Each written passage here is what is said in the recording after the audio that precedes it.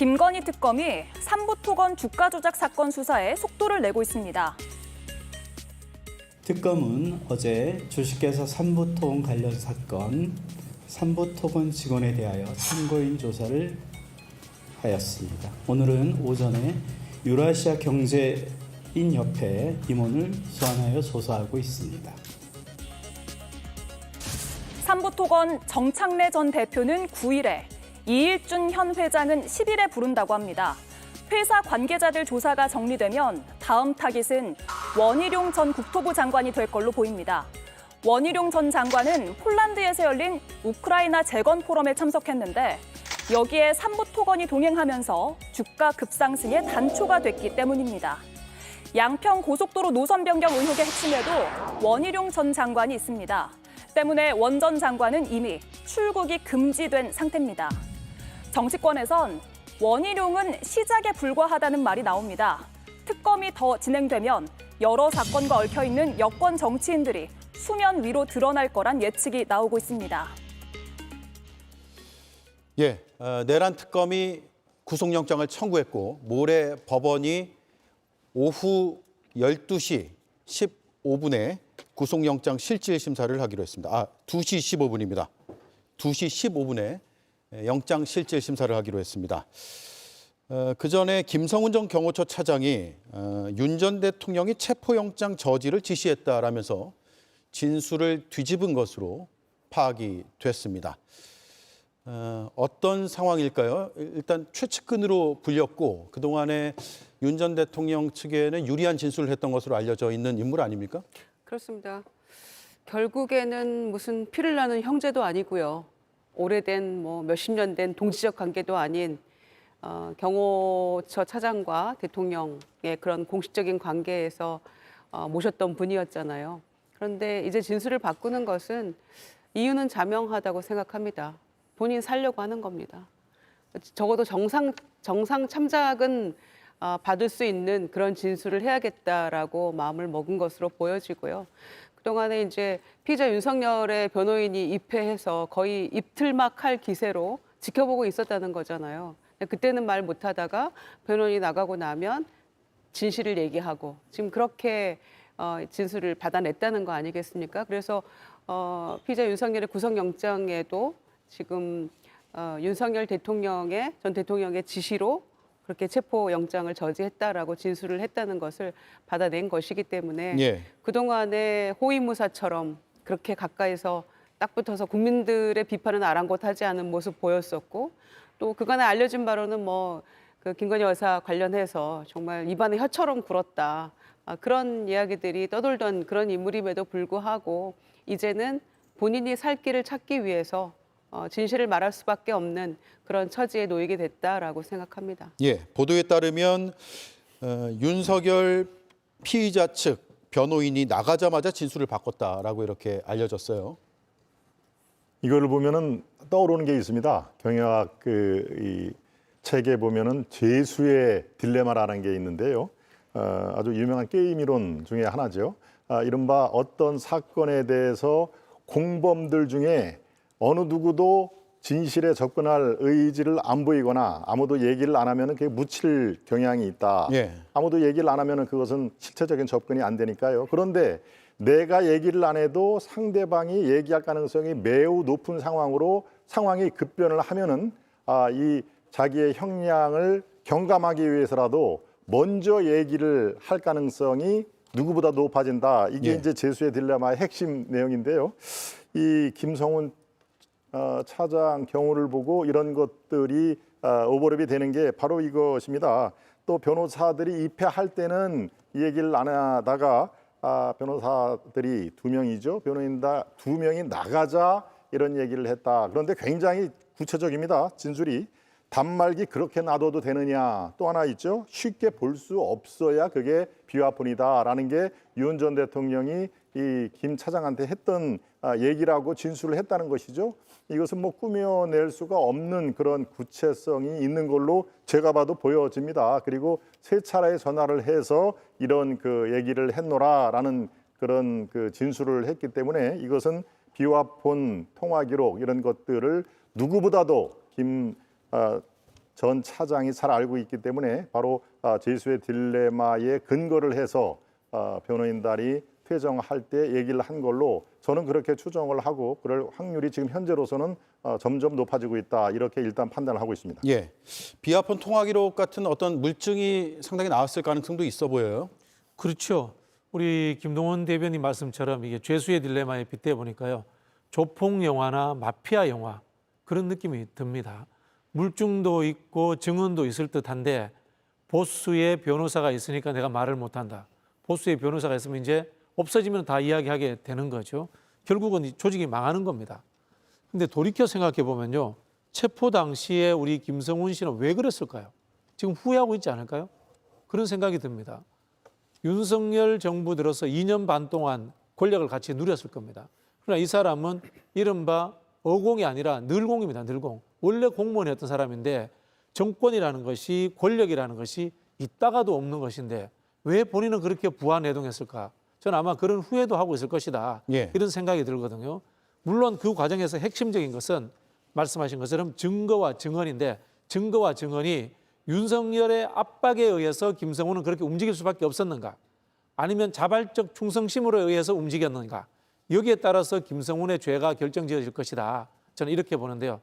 어쨌든 간에 결과적으로 김성훈이라는 사람도 윤석열 정권이 만든 피해자다. 그런 생각이 듭니다. 예.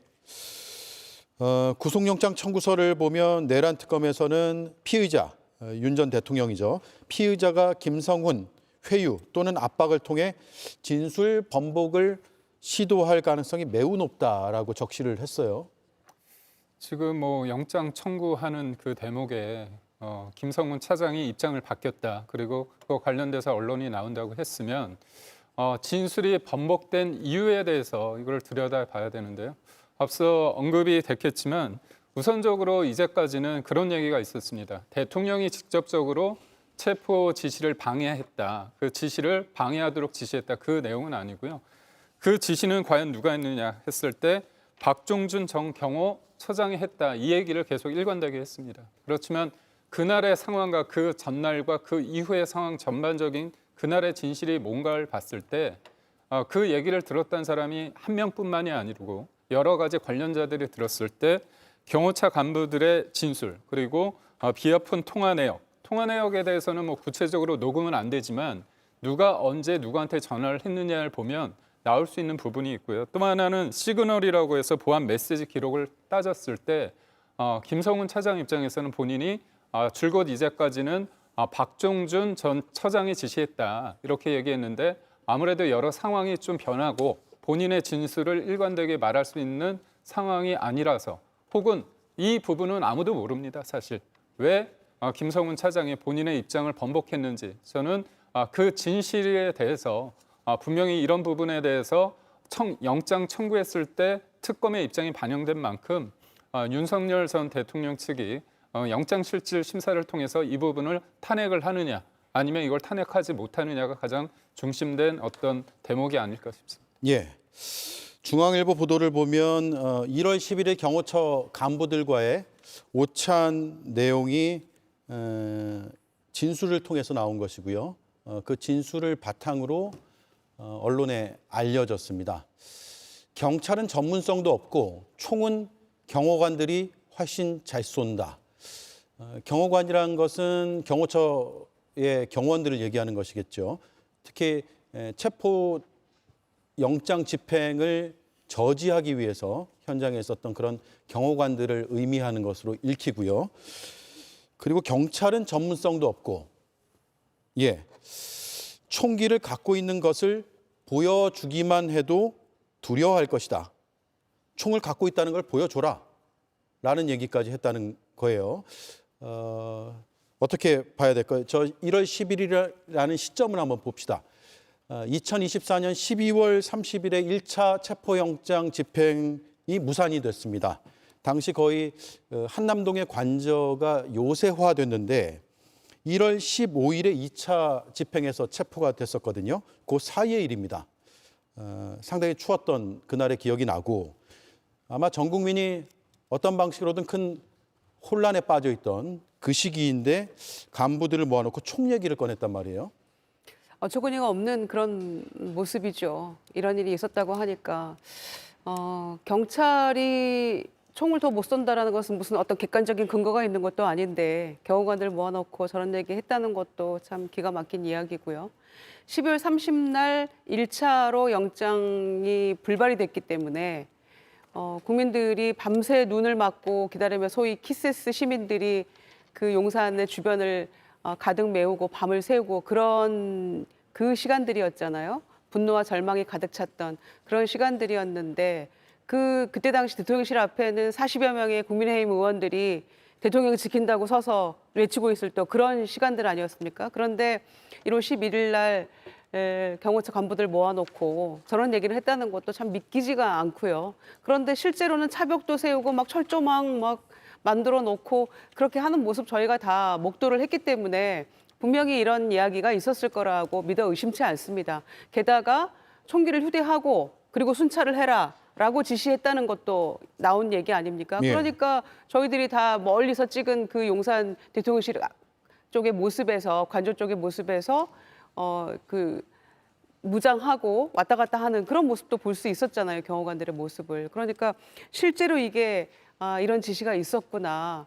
그런데 또 저희가 하나 생각나는 거 있잖아요. 당시에 김건희 여사가 총은 뒀다 뭐 하냐 이런 얘기를 했다는 얘기도 저희가 논의를 한 바가 있었죠. 그러니까 실제로 무슨 일이 생기면 총을 쏠 태세였다라는 것을 지금 미루어 짐작할 수 있는 그런 모습들이기 때문에 참 더 분노가 치밀어 오르는데요. 계엄 이후에 한 달도 훨씬 지났던 시점에 여전히 반성도 없고 사주도 왜 없느냐라고 국민들이 아우성일 때 왜 체포를 제대로 못하느냐 이렇게 얘기했을 때 공수처는 그 체포할 권한이 없고 수사할 권한이 없기 때문에 응하지 않는다. 그리고 경호관들은 총기 갖추고 경찰을 나타나면 총 보여줘라. 그것만으로도 벌벌 떨 거다.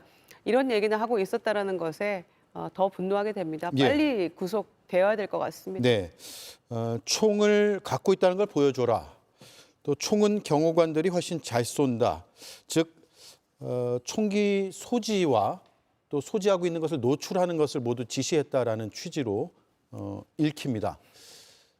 추가 조사가 좀 필요해 보이는 부분인 것 같고요.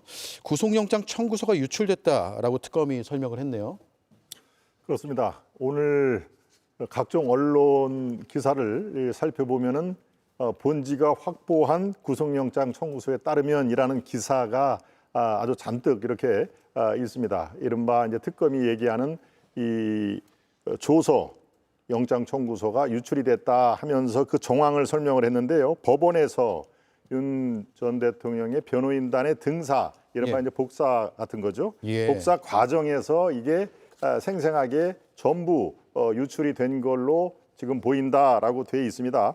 네, 이것이 특검의 주장이 전부 사실이라면 뭐 저희로서는 지금 그것을 믿을 수밖에 없는 상황이지만은 이거는 뭐 그 형법상의 범죄 행위에 속합니다. 업무상 비밀 누설이라는 형법 제목이 엄연히 있고요. 또 개인정보보호법 위반이라는 법률에도 이건 위반이 되기 때문에 현행법을 위반한 것은 분명하다.